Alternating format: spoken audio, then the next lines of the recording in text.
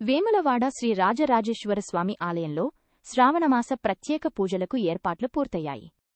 August 13 నుంచి September 11 వరకు శ్రావణమాసాన్ని పురస్కరించుకుని ప్రత్యేక అభిషేకాలు పూజలు నిర్వహించనున్నారు. ప్రతి సోమవారం శుక్రవారం స్వామివారికి విశేష పూజలు అభిషేకాలు నిర్వహించడంతో పాటు భక్తులకు ప్రత్యేక దర్శన ఏర్పాట్లు చేశారు. శ్రావణమాసంలో స్వామివారిని దర్శించుకుని ప్రత్యేక పూజలు అభిషేకాలు నిర్వహిస్తే శుభఫలితాలు కలుగుతాయని ఆలయ అర్చకులు శరత్ తెలిపారు. భక్తుల రద్దీకి అనుగుణంగా దర్శనం పూజా కార్యక్రమాలకు ఎలాంటి ఇబ్బందులు లేకుండా ఏర్పాట్లు చేస్తున్నామని తెలిపారు. భక్తులు అధిక సంఖ్యలో తరలివచ్చి స్వామివారి కృపకు పాత్రులు కావాలని అర్చకులు శరత్ కోరారు. 4 సోమవారాలు తటస్థించడం జరిగింది కాబట్టి సోమవారము స్వామివారికి అత్యంత ప్రీతిదాయకమైనటువంటి రోజు, అలాగే శుక్రవారము అమ్మవారికి అత్యంత ప్రీతిదాయకమైనటువంటి రోజు.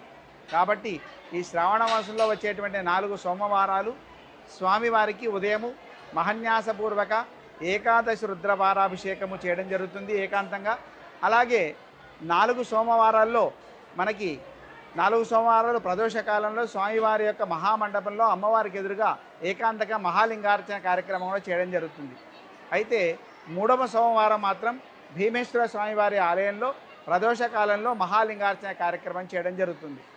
అలాగే శుక్రవారాన్ని పురస్కరించుకొని ప్రతి శుక్రవారం అంటే 5 శుక్రవారాలు కూడా ఉదయం సాయంకాలం వేళ అమ్మవారికి లలితా సహస్రనామ అష్టోత్తరనామ సహిత దేవీ చతుషష్ఠోపచార పూజాది కార్యక్రమాలు జరుగుతాయి. విశేషించి మనకి 4వ శుక్రవారం నాడు మహాలక్ష్మి ఆలయంలో సామూహిక కుంకుమార్చన కార్యక్రమం కూడా చేయడం జరుగుతుంది.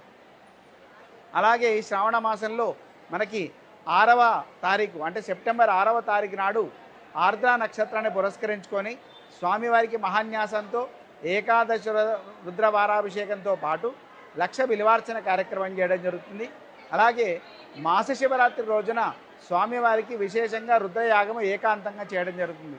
కాబట్టి ఈ శ్రావణ మాసాన్ని పురస్కరించుకొని ఎవరైతే విశేషించి ఈ సంవత్సరము మనకి శ్రావణ మాసంలో గోకులాష్టమి కూడా 4వ తారీఖు నాడు సంభవించింది. కాబట్టి ఆ గోకుల అష్టమిని పురస్కరించుకొని ఉదయం స్వామివారికి అభిషేకము, సాయంకాలం వేళ భీమేశ్వర స్వామివారి యొక్క ఆలయంలో ప్రదోషకాలంలో విశేషమైనటువంటి ప్రదోష పూజ కార్యక్రమం జరుగుతుంది. ఆ ప్రదోష పూజ కార్యక్రమం అనంతరము గోకులంలో కృష్ణమూర్తి యొక్క ఉత్సవానికి మూర్తికి ఎదురుగా ఉట్లు కొట్టడం అనేటువంటి కార్యక్రమం కూడా ఇక్కడ భీమేశ్వరాలయంలో చేయడం జరుగుతుంది. డోలోత్సవ కార్యక్రమము స్వామివారి యొక్క ప్రధాన ఆలయంలో ఏకాంతంగా నిర్వహించడం జరుగుతుంది. కాబట్టి ఎవరైతే శ్రావణ మాసాన్ని పురస్కరించుకొని అటు స్వామివారిని దర్శిస్తారో అమ్మవారిని సేవిస్తారో వారందరికీ కూడా అమ్మవారి యొక్క స్వామివారి యొక్క కృపా కటాక్షం లభిస్తుంది. ఓం స్వస్తి.